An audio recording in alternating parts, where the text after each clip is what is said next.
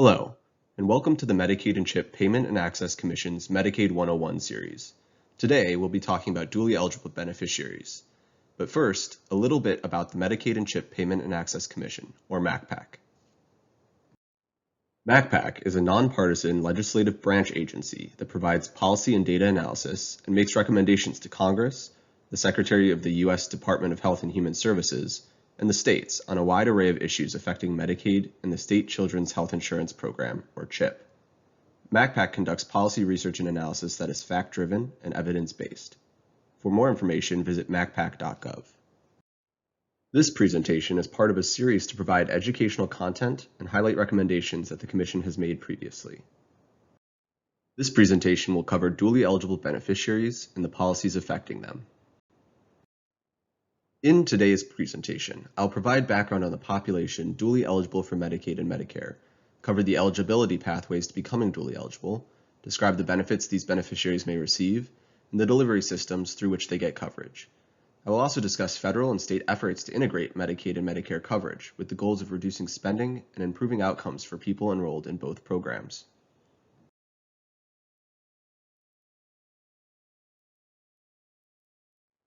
People who are dually eligible are enrolled in both Medicaid and Medicare. In calendar year 2020, that was about 12.2 million people. They make up about 14% of Medicaid enrollment and 19% of those enrolled in Medicare. This population incurs high costs disproportionate to its size. In calendar year 2020, spending on dually eligible beneficiaries made up 30% of all Medicaid spending and 34% of all Medicare spending. Spending and service utilization per person increase in most cases after becoming dually eligible. Dually eligible beneficiaries represent a diverse population, including people who are relatively healthy, as well as people with multiple chronic conditions, physical disabilities, and cognitive impairments. The dual population is primarily age 65 or older, female, white and non-Hispanic, and residing in an urban area. Relative to the non-dual Medicare population, dually eligible beneficiaries include a higher share of Black and Hispanic individuals. The dually eligible population is often broken out by age. People who are under 65 typically qualify for Medicare based on their disability, are split about 50-50 by gender, and represent about 37% of spending. In comparison, people who are 65 or older usually qualify for Medicare because of age and low income, are mostly female, and account for most spending on duals. Now, let's discuss how an individual can become dually eligible for Medicaid and Medicare. People become dually eligible in different ways. People who start out as Medicaid-only beneficiaries usually age into Medicare eligibility when they turn 65. People who start out as Medicare-only beneficiaries usually become eligible for Medicaid because of low income. Some may become eligible for both programs simultaneously. There are three main ways that people become eligible for Medicare: turning age 65, having a disability, or having end-stage renal disease. People primarily become eligible by virtue of age or disability. End-stage renal disease is the Medicare pathway for about 1% of duals. Compared with Medicare, eligibility for Medicaid is a bit more complicated. Individuals who receive Supplemental Security Income, or SSI, are automatically eligible for Medicaid. This is the only mandatory Medicaid eligibility pathway for people who are age 65 and older or have a disability, meaning that states must consider those receiving federal SSI benefits to be eligible for Medicaid. 36% of dually eligible beneficiaries qualified through receipt of SSI benefits in calendar year 2020. Other eligibility pathways are optional, which means that not all states offer individuals the opportunity to qualify for Medicaid through them. States may opt to cover people age 65 and older or with a disability with incomes up to 100% of the federal poverty level. 43% of dually eligible beneficiaries became eligible for Medicaid through a poverty-related pathway, available in 24 states in the District of Columbia. In 32 states in the District of Columbia, individuals whose incomes are too high to qualify for Medicaid, but who have incurred high medical expenses, may qualify for Medicaid. About 6% of dually eligible beneficiaries became eligible for Medicaid as medically needy. 14% of dually eligible beneficiaries qualify under the special income limit, or other means, in 42 states and the District of Columbia. The special income limit is a pathway for people who meet a nursing facility level of care and have income up to 300% of the SSI rate or 222% of the federal poverty level. Finally, less than 1% of dually eligible individuals qualify for Medicaid under a Section 1115 waiver, available in 7 states. These program waivers allow states to provide additional eligibility pathways through a waiver of federal law under Section 1115 of the Social Security Act.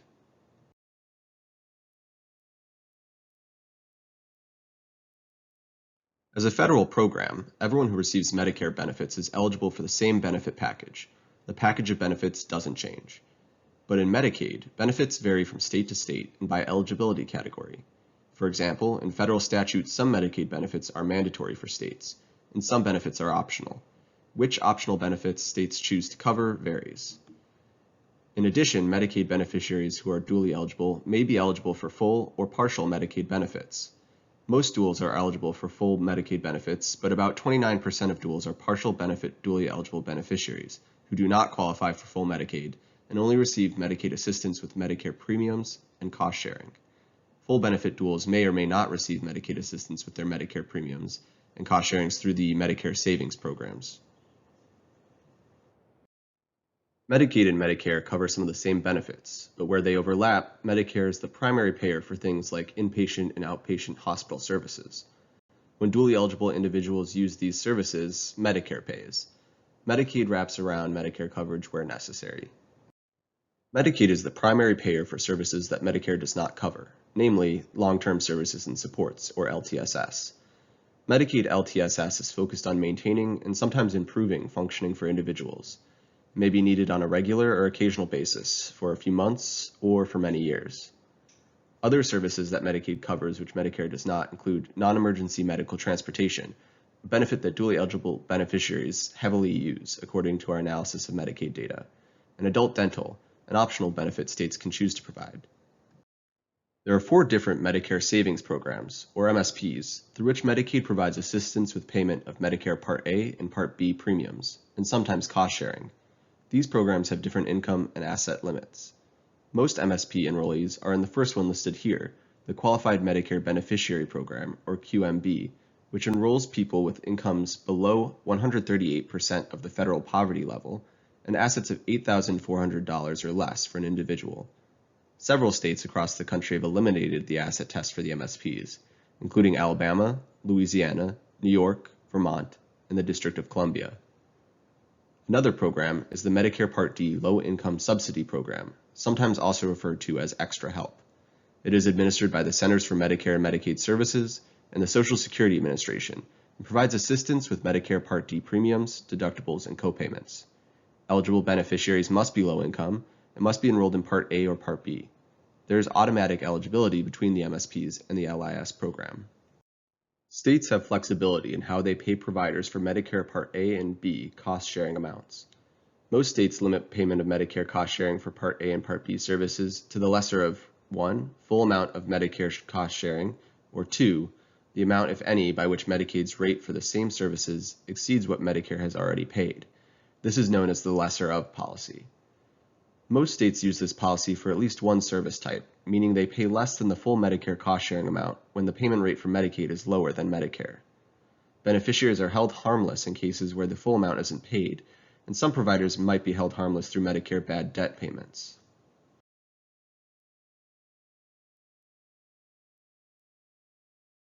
In Medicare, duals receive coverage through both fee-for-service and managed care. Medicare Advantage is the managed care component of Medicare. Within Medicare Advantage, there are special needs plans or SNPs that are designed to tailor coverage to specific populations. For dually eligible beneficiaries, those are dual eligible special needs plans, or DSNPs. DSNPs are categorized into 3 groups, each requiring different minimum levels of program integration: coordination-only DSNPs, highly integrated DSNPs or HIDE-SNPs, and fully integrated DSNPs or FIDE-SNPs. Other SNPs are tailored to other populations but may enroll dually eligible beneficiaries, such as I-SNPs for people receiving institutional care and C-SNPs for people with chronic conditions. There are also traditional MA plans which are not SNPs and where most Medicare beneficiaries receive their managed care coverage. These traditional MA plans are sometimes referred to as regular MA. We mention regular MA plans in the context of dually eligible beneficiaries because there have been plans developed to look like DSNPs, referred to as DSNP lookalike plans, that have enrolled duals, but they do not require coordination of benefits. CMS has taken steps to stop this by not renewing contracts with these types of plans. In Medicaid, there is also fee-for-service coverage and managed care. In managed care, there is comprehensive managed care, where a beneficiary receives all of their Medicaid benefits through a health plan, except any that are carved out, and there are limited benefit plans, where enrollees might receive only one benefit, such as transportation or behavioral health. Some states use Medicaid managed care to provide LTSS to people with complex needs and high medical expenditures. This is referred to as managed LTSS. Our analyses show that people who are aged or disabled are more likely to be enrolled in Medicaid fee-for-service than Medicaid beneficiaries who are adults or children. The trend toward managed care enrollment has focused on adults and children, but states are enrolling more duals in Medicaid managed care. Around 30 states enroll some dually eligible beneficiaries in comprehensive Medicaid managed care. This is not necessarily all duals in the state, though, as many are enrolled in limited benefit plans for transportation or are enrolled in MLTSS.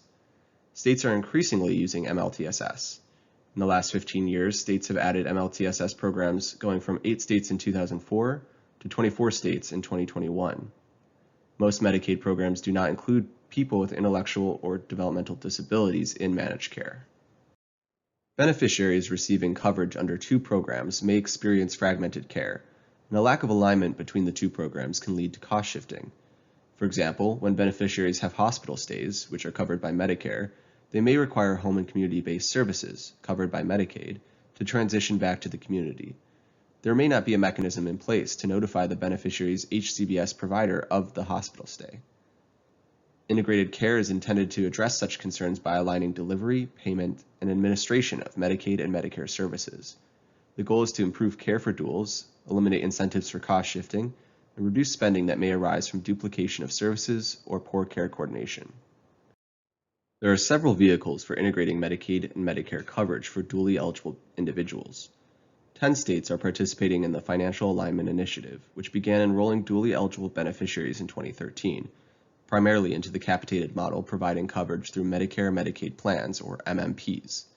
The FAI enrolls over 300,000 dually eligible beneficiaries and, for the capitated model, utilizes a three-way contract between plans, states, and CMS.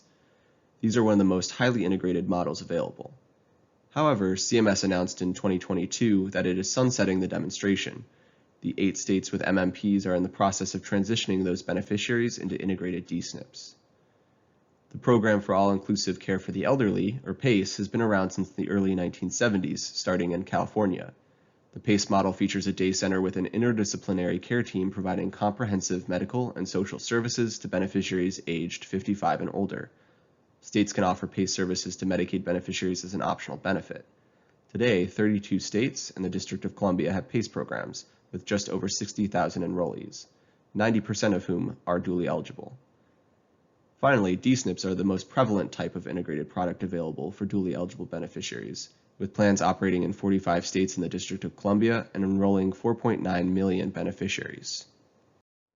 D-SNPs were established by the Medicare Prescription Drug Improvement and Modernization Act of 2003, began operating in 2006, were amended by subsequent legislation, and permanently authorized in the Bipartisan Budget Act of 2018.